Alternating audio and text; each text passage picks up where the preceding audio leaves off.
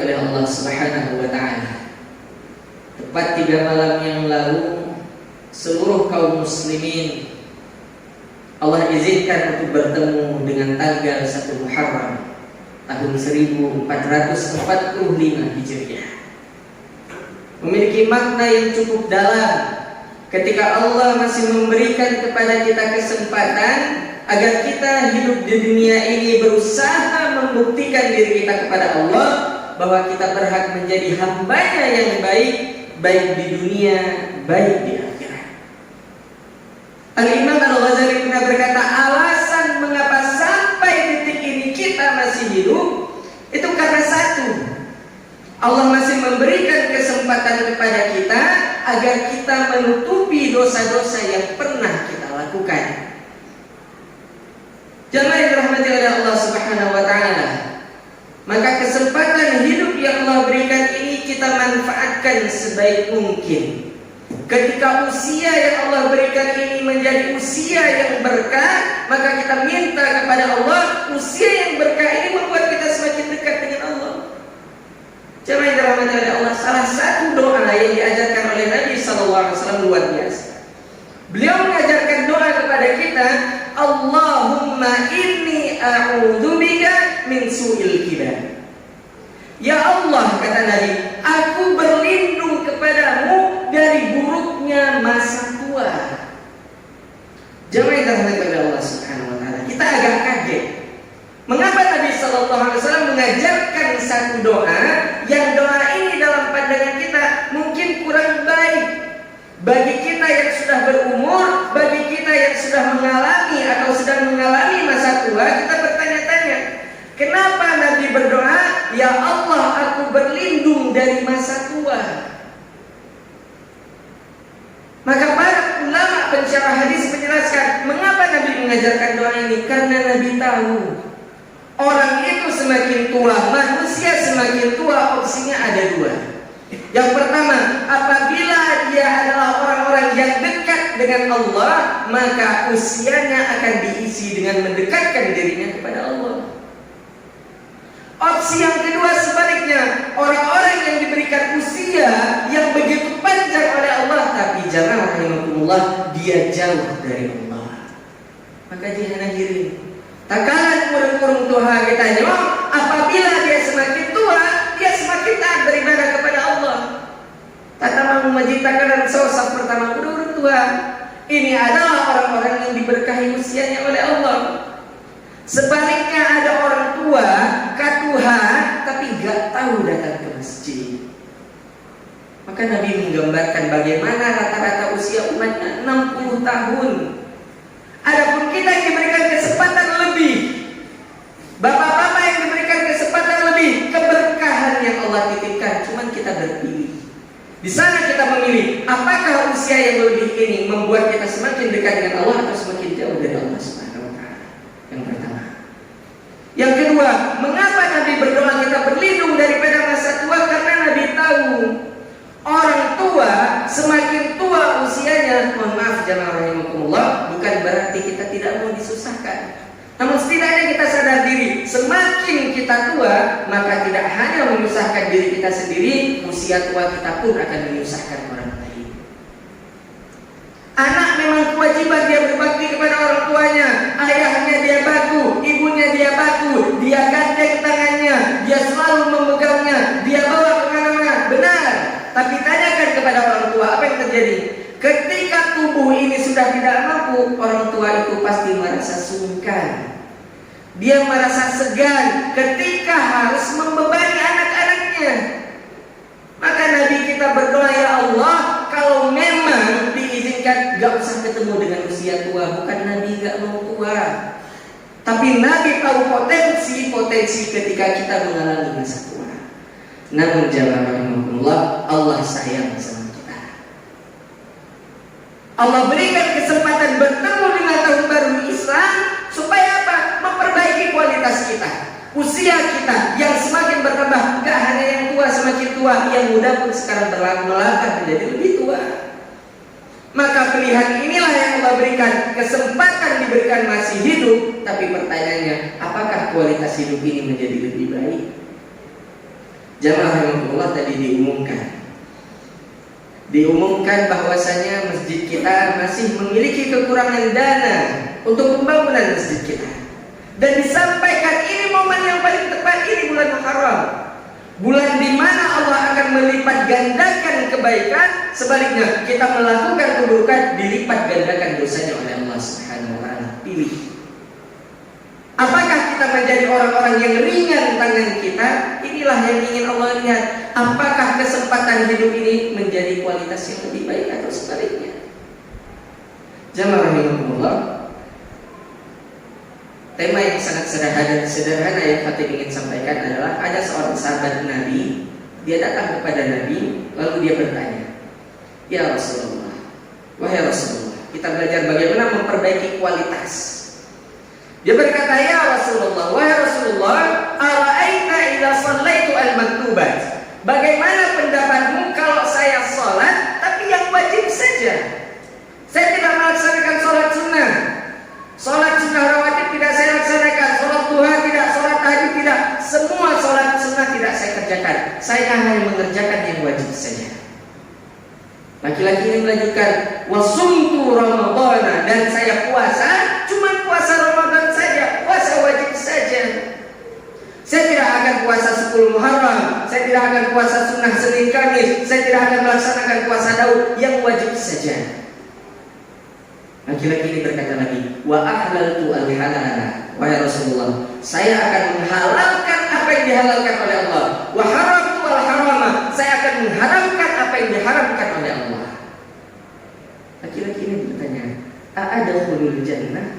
Wahai Rasulullah, kalau saya cuma melakukan 4 ini saja, saya sholat cuma yang wajib saja, saya puasa yang wajib saja, saya melaksanakan apa yang dihalalkan oleh Allah, saya meninggalkan apa yang diharamkan oleh Allah, a'adkhulul jannah, kira-kira saya bisa nggak masuk surga?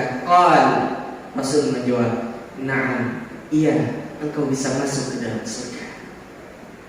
Sama halnya Nabi menyampaikan kepada saudari-saudari kita yang muslimah. Nabi SAW mengatakan, "Idza shallat al-mar'atu khamsaha."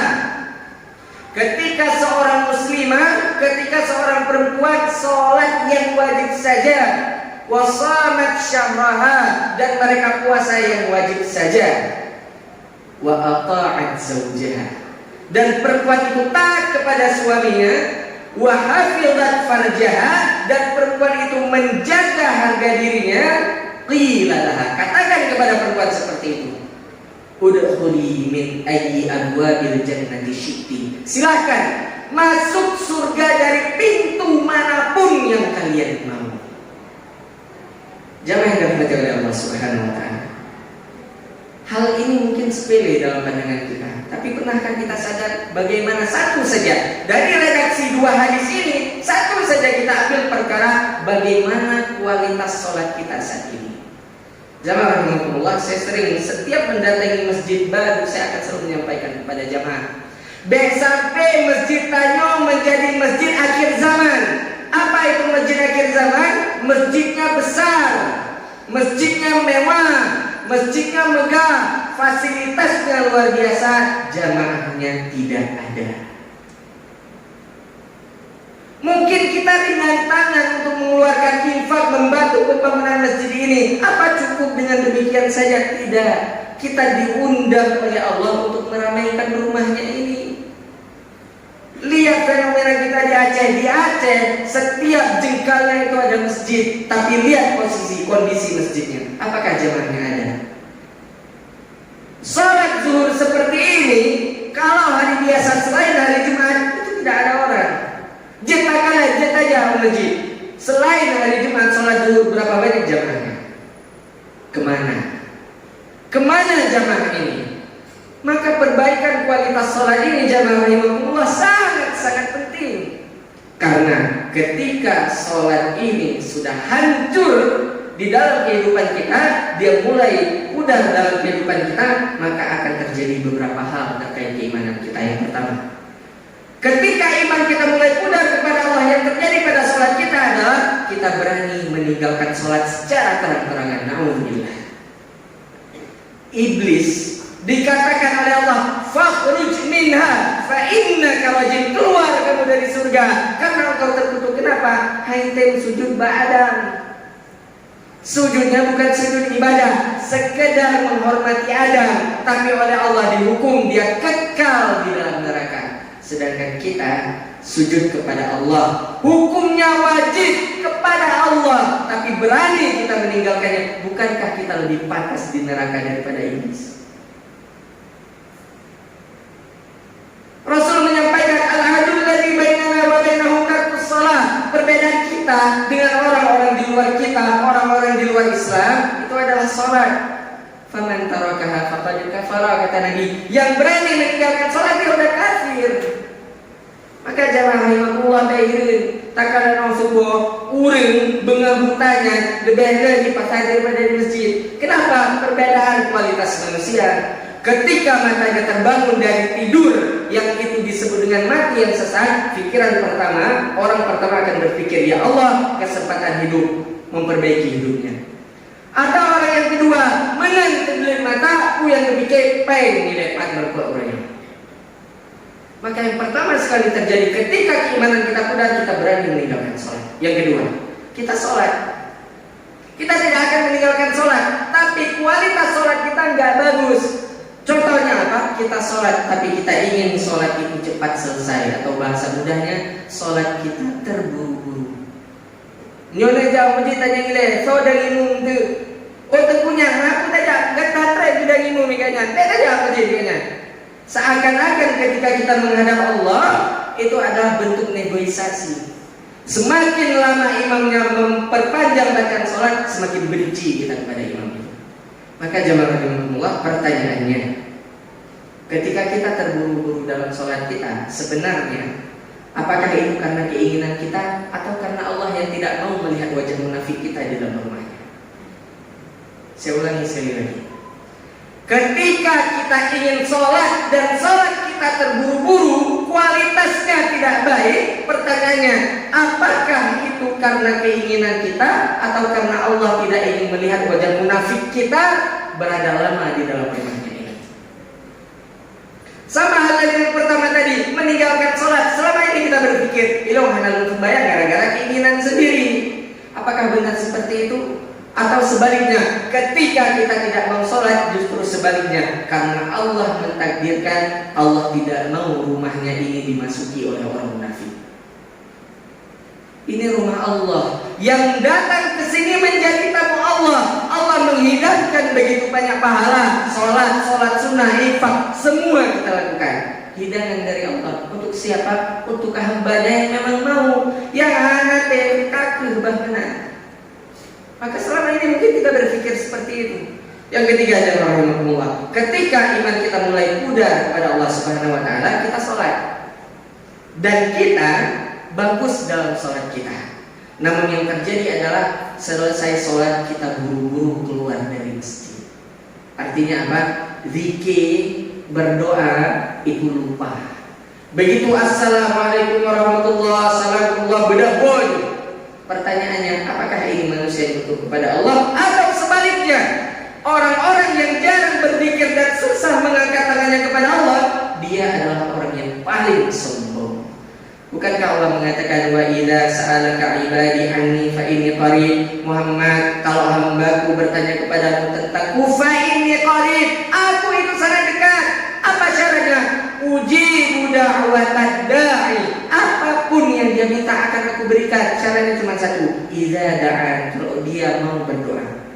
Kita nyokan mengangkat tangan seperti ini saja, meminta kepada Allah selesai sholat saja, beratnya luar biasa, menunjukkan apa? Begitu besarnya rasa sombong yang ada pada diri kita. Seakan-akan kita tidak butuh kepada Allah.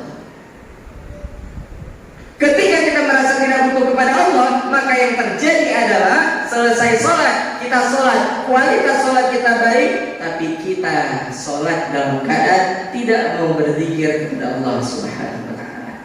Maka jamaah rahimakumullah, ini menjadi hal yang sangat mengerikan.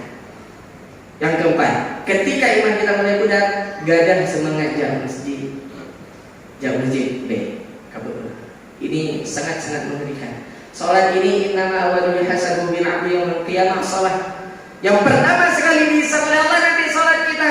Bahkan dari malaikat ketika dikatakan oleh Allah sholatnya udah bagus.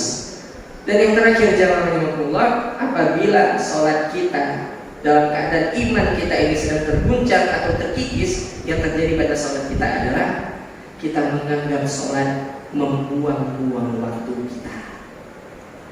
Contoh, urut Jumat, azan bayang Jumat, hain aja pakai khutbah tembayang abe wate 45 menit, abe wate sijum, udah ke masjid, bah wate. Na'udzubillah, orang-orang seperti ini apakah layak ketika dia mati dia meminta surga kepada Allah? Putar ke masjid tadi mau khatib tengah tu, baikkan kado bagi kopi, kamat baru tadi masjid. Maka orang-orang yang seperti ini dia akan berpikir bahwasanya sholat itu hanya akan membuang-buang waktunya saja. Maka jamaah rahimakumullah, momentum Muharram ini tanya kepada diri kita, apakah kualitas keimanan kita lebih bagus? Satu saja Khatib ambil contoh, bagaimana kualitas sholat kita hari ini. Barakallahu li wa lakum fil Qur'anil azim wa nafa'ani wa iyyakum bima fihi minal ayati wa dzikril hakim.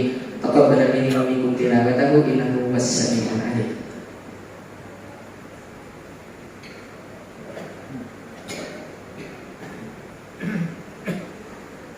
Alhamdulillahilladzi hadana li hada wa ma kunna linahtadiya laula an hadana Allah. Asyhadu an la ilaha illallah wahdahu la syarika lah wa asyhadu anna Muhammadan 'abduhu wa rasuluhu alladzi la nabiyya wa la rasula ba'da. Ayyuhal hadirun rahimakumullah, usikum wa nafsi bi taqwallahi haqqa taqwa faqad faza muttaqun. Qala Allah ta'ala fil Qur'anil Karim, a'udzu billahi minasy syaithanir rajim. Inna a'tainakal kautsar Salli li rabbika wanhar inna syani'aka wal abtar. Sidang jamaah Jumat yang dirahmati oleh Allah, sebagai penutup kita akan melihat bagaimana persiapan keimanan orang-orang saleh. Contoh siapa? Abu Hurairah. Siapa yang tidak kenal dengan Abu Hurairah? Salah satu sahabat Nabi yang paling banyak meriwayatkan hadis. Tapi di akhir hayat beliau, apa kata Abu Hurairah yang paling dikenang oleh sahabat-sahabatnya? Di akhir hayatnya Abu Hurairah itu nangis. Dan beliau berkata, "Ai min qillatiz zat wa tulit tariq." Di akhir hayatnya Abu Hurairah berkata, "Celaka aku. Min qillatiz zat, bekal yang aku persiapkan untuk bertemu Allah masih sangat sedikit. Wa tulit tariq, sedangkan perjalananku untuk menuju Allah itu masih sangat panjang." Satu lagi jemaah, semoga bisa membuka hati kita. Siapa yang tidak kenal dengan Imam At-Tirmidzi? Para ahli hadis mengatakan sepeninggal wafatnya Imam Bukhari, tidak ada yang cocok bisa menggantikan Imam Bukhari kecuali Imam At-Tirmidzi. Beliau tidak pernah meninggalkan sholat lima waktu di masjid. Beliau tidak pernah meninggalkan sholat sunnahnya. Beliau tidak pernah ketinggalan sholat tahajudnya. Beliau hafal Quran dan beliau meriwayatkan begitu banyak hadis di dalam kitab hadisnya. Tapi jemaah rahimakumullah, tahukah kita akhir hayat dari Imam At-Tirmidzi, beliau menangis sampai matanya buta. Muridnya bertanya, "Wahai Imam, kenapa engkau menangis terus? Lihatlah, gara-gara kebanyakan engkau menangis, matamu itu sampai buta." Muridnya bertanya, "Kata buah bele negeri, makan negeri tadi tekanan gara-gara tentang negeri mata ron sampai buta hendak kanan." Apa jawab Imam At-Tirmidzi? Seseorang yang tidak pernah meninggalkan sholat jamaah, tidak pernah meninggalkan puasa sunnah, sholat tahajud, hafal Quran, dia berkata, kenapa alasan dia menangis sampai matanya buta? Dia berkata, aku takut jika sewaktu-waktu Allah memanggilku, bekalku masih belum cukup. Jangan berpikir, siapa kita? Apa kehebatan kita? Apa kelebihan kita sehingga kita begitu sombong menikmati kehidupan kita ini, seakan-akan kita tidak akan menghadapi yang namanya kematian. Jangan